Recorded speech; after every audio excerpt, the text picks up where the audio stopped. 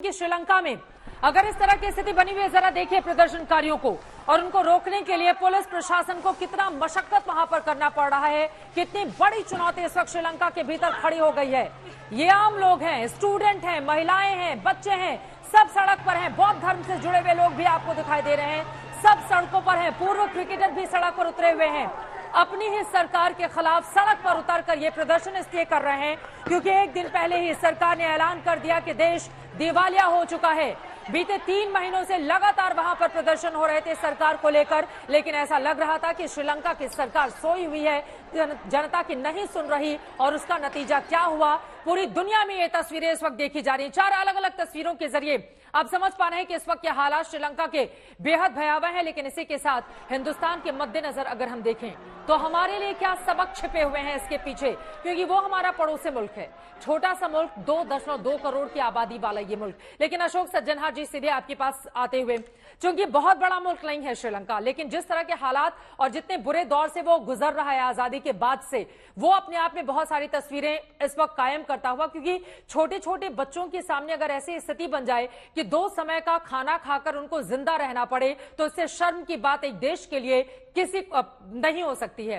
अब यहां से इससे निकलने का रास्ता क्या हो सकता है श्रीलंका के लिए और हिंदुस्तान के लिए? श्रीलंका की जो हालत है, हमारे लिए क्या सबक छिपे हुए हैं इस घटना से?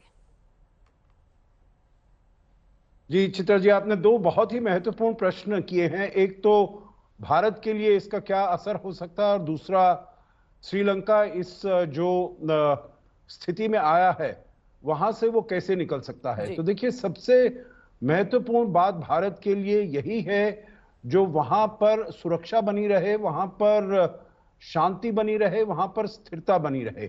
क्योंकि भारत के पास में कोई भी ऐसा अगर पड़ोसी देश है जहां पर इस प्रकार की कोई इंस्टेबिलिटी होती है या वायलेंस होता है या कोई हिंसा की घटनाएं होती है, तो ये भारत की अपनी शांति के लिए काफी हानिकारक सिद्ध हो सकता है। हमने शुरुआत में ये देखा था चित्रा जी, जो वहां से काफी लोग तमिल ओरिजिन के जो थे वो यहां पर तमिलनाडु में आना शुरू हो गए थे और अब वहां पर ऐसे भयावह हालात बन गए हैं, तो कहीं वहां से और लोग यहां पर आए तो हमारे लिए भी ये जो माइग्रेशन है, इलीगल माइग्रेशन टाइप जो होगा, ये हमारे लिए बहुत ही मुश्किलें पैदा कर सकती है। बिल्कुल। तो इसीलिए हम वहां पर श्रीलंका में पिछले 3-4 महीने से, इस साल के शुरू से और पहले भी हम हर भरपूर सहायता करने के लिए तत्पर रहे हैं। उनको जैसे अभी बताया गया 3.5 बिलियन डॉलर्स में हमने बहुत कुछ उनको सामान दिया है, खाने का, दवाइयां, तेल, डीजल वगैरह वगैरह। दूसरी बात आपने जो पूछी है, जो इसका आगे का रास्ता क्या है, तो मैं ये समझता हूं, देखिए आपने स्वयं कहा शुरुआत में, जो देश दिवालिया हो गया है, बिल्कुल बैंकरप्ट हो गया है, पैसा है नहीं, विदेशी मुद्रा है नहीं इनके पास, तो इनके दूसरे अपने जो मित्रों के पास है उनके पास जाना पड़ेगा, IMF के पास जाना पड़ेगा। भारत तो मेरे विचार से हमेशा से तत्पर रहेगा, जो कुछ कर सकता है वो करेगा।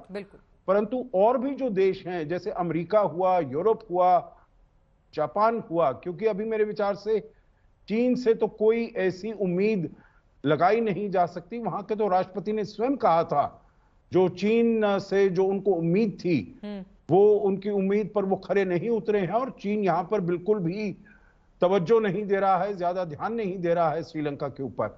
तो चीन हालांकि इतने ज्यादा उसके वो डेट में है, परंतु वो कुछ करने के लिए राजी नहीं लगता है। तो इन्हीं देशों को, और इसके बाद ये जब हादसा खत्म हो जाता है तो तब मेरे विचार से श्रीलंका ये अपने आप निर्णय कर पाएगा, वहां के लोग निर्णय कर पाएंगे जो उनका असली मित्र, असली हितैषी कौन है।